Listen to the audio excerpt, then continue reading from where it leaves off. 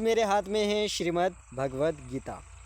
हम सभी जानते हैं कि इसमें श्री कृष्ण ने अर्जुन को कुरुक्षेत्र के मैदान में दिए ज्ञान का उपदेश है और इसमें वो ज्ञान अब भी मौजूद है।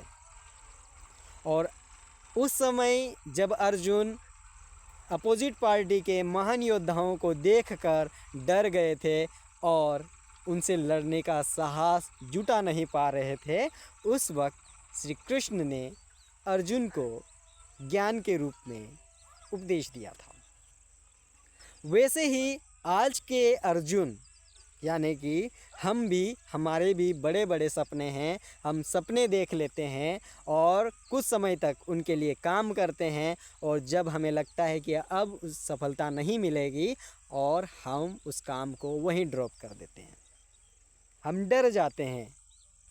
तो उसी डर को दूर करने के लिए हम डिटेल में इस चीज़ को पढ़ेंगे, सारे श्लोक डिटेल में पढ़ेंगे, एक एक करके पढ़ेंगे और मैं आपको सारी चीज़ें इसके डिटेल में एक्सप्लेन करने वाला हूँ, डिटेल में बताने वाला हूँ। हम सीखने वाले हैं, मैं भी इससे सीखता हूँ और मैं ये बताना चाहता हूँ कि आप भी इससे सीखो। ये चीज़ें बच्चों के लिए नहीं है, बच्चों को समझ में नहीं आएगी। ये चीज़ें बूढ़ों के लिए नहीं है क्योंकि उनकी आधी उम्र बीत चुकी है, उनकी जो एनर्जी है वो ख़त्म हो चुकी है।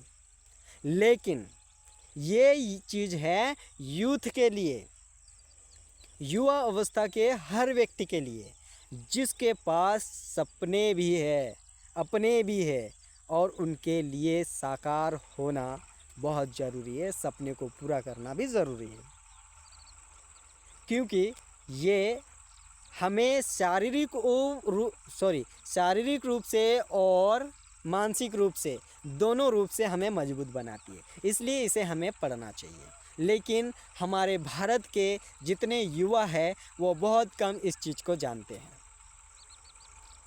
लेकिन मैं ये चाहता हूँ कि हर युवा इस चीज़ को पढ़े, इस चीज़ को समझे और अपनी ज़िंदगी में कामयाबी, अपनी मंजिल की ओर बढ़े और उस मंजिल को हासिल करके ही रहे, चाहे फिर उसमें कुछ भी हो जाए, कितनी बार ही हमें गिरना पड़े, मगर हर बार हम खड़े हो जाएंगे। वैसे ही जैसे सूरज हर बार उग आता है।